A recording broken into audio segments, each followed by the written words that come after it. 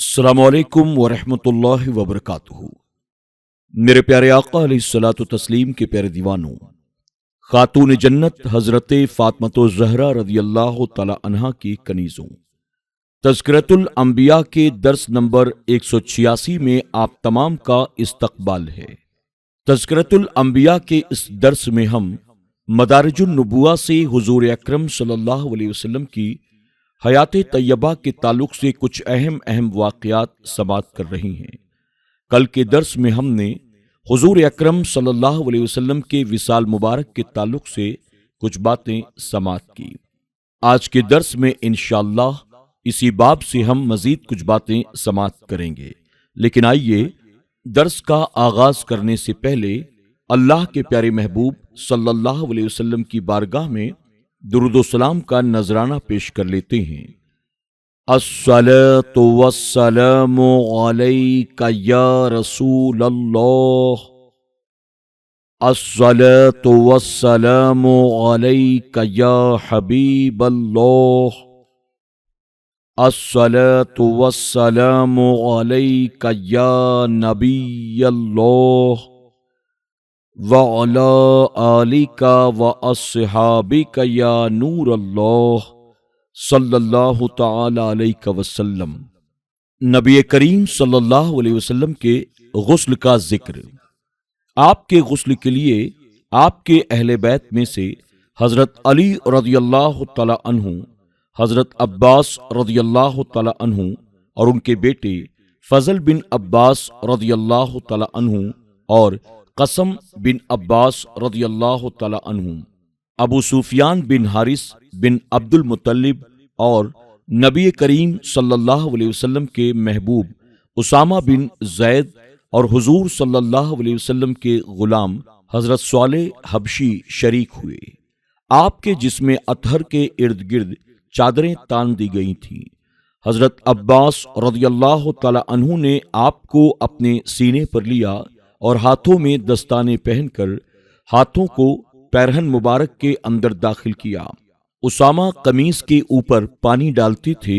حضرت فضل بن عباس رضی اللہ تعالی عنہ اور قسم رضی اللہ تعالی عنہ ایک پہلو سے دوسرے پہلو تک پانی پہنچانے میں حضرت علی رضی اللہ تعالی عنہ کی مدد کر رہے تھے اور غیب سے بھی غسل میں اعانت واقع ہوئی، چنانچہ انہیں ایسا محسوس ہوتا تھا کہ کوئی اور ہاتھ ان کے ہاتھ سے مس ہو رہا ہے اور ان سب کی آنکھوں پر پٹیاں بندھی ہوئی تھی۔ غیب سے اور پردے کے پیچھے سے آواز آئی کہ رسول اللہ صلی اللہ علیہ وسلم کے ساتھ نرمی برتو۔ حضرت علی رضی اللہ تعالی عنہ کی وصیت تھی کہ تمہارے بغیر کوئی سطر دیکھے، اگر کوئی خلاف ورزی ہوئی تو اس کی بینائی جاتی رہے گی۔ نبی کریم صلی اللہ علیہ وسلم کے جسم اطہر سے کوئی چیز برآمد نہ ہوئی، جس طرح دوسرے لوگوں کے پیٹ وغیرہ سے خارج ہوتی ہے۔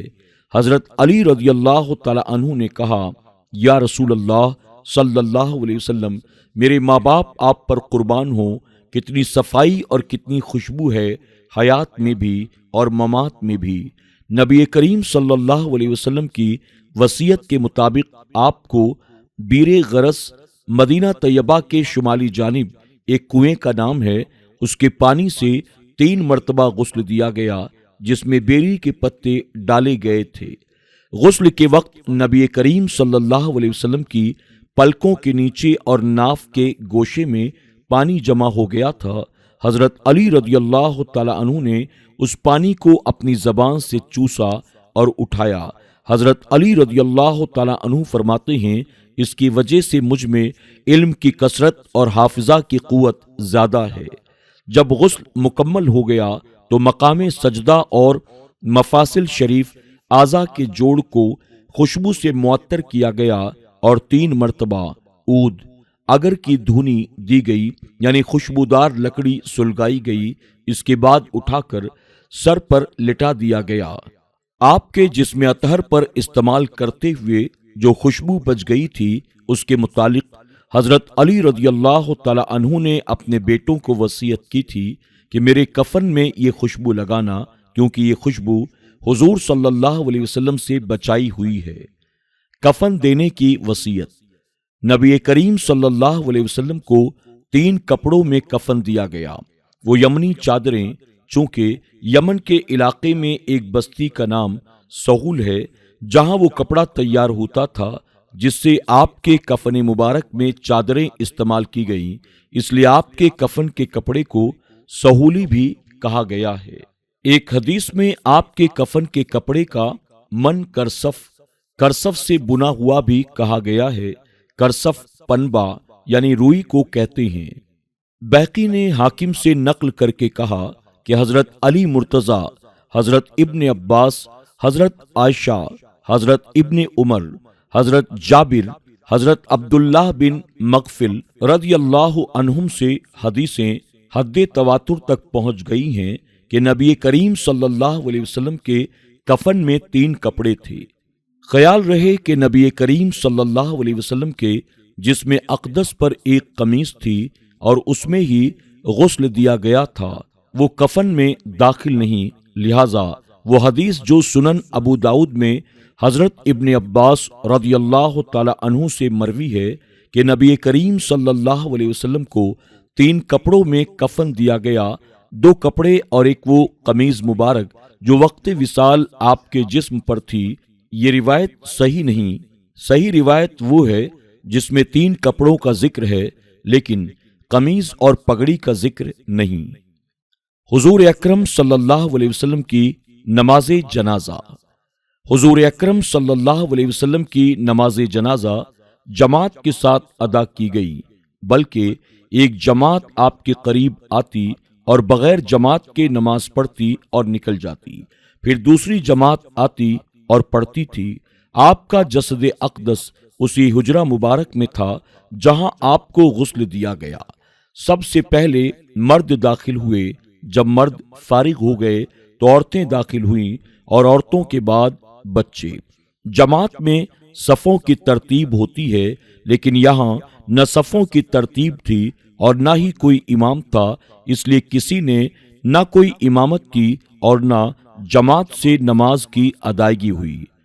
امیر المومنین سیدنا علی مرتضیٰ رضی اللہ تعالی عنہ سے منقول ہے کہ رسول اللہ صلی اللہ علیہ وسلم کے جنازہ شریف پر کسی نے امامت نہیں کی کیونکہ آپ ایام حیات اور ممات میں سب کے امام ہیں۔ نبی کریم صلی اللہ علیہ وسلم کی یہ خصوصیت ہے کہ آپ پر متعدد نمازیں پڑھی گئیں اور تنہا لوگوں نے پڑھی، ورنہ عام لوگوں کی ایک ہی نماز جنازہ ہے اور وہ بھی جماعت سے۔ یہ بھی خیال رہے کہ نبی کریم صلی اللہ علیہ وسلم کی خصوصیات پر دوسروں کو قیاس نہیں کیا جا سکتا۔ سب سے پہلے نماز جنازہ اہل بیت نبوت نے ادا کی، یعنی حضرت علی مرتضیٰ، حضرت عباس اور دوسرے بنو ہاشم رضی اللہ عنہم سب سے پہلے نماز جنازہ ادا کرنے والے تھے۔ اس کے بعد مہاجرین صحابہ اکرام، اس کے بعد انصاری صحابہ اکرام نے نماز جنازہ ادا کی، پھر دوسرے لوگ آتے رہے اور نماز جنازہ ادا کر کے لوٹتے رہے۔ جب اہل بیت نبوت نے نماز جنازہ ادا کر لی تو لوگوں کو معلوم نہیں تھا کہ نبی کریم صلی اللہ علیہ وسلم پر کون سی دعا پڑھیں، تو حضرت ابن مسعود رضی اللہ تعالی عنہ نے مشورہ دیا کہ تم حضرت علی رضی اللہ تعالی عنہ سے پوچھو۔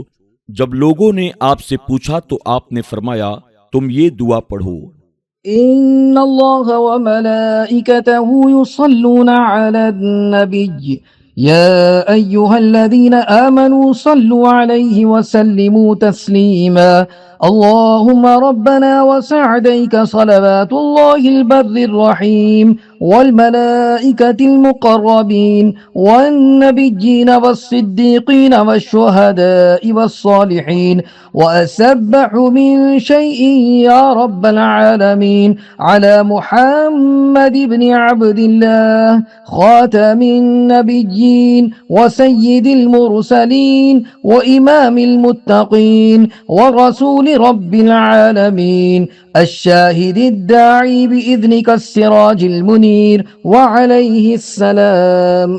اس دعا کو شیخ زین الدین مرائی نے اپنی کتاب تحقیق النظرہ میں بیان کیا ہے۔ میرے پیارے آقا علیہ الصلوۃ والتسلیم کے پیارے دیوانوں، خاتون جنت حضرت فاطمہ الزہرا رضی اللہ تعالی عنہا کی کنیزوں، آج کے درس میں بس اتنا ہی۔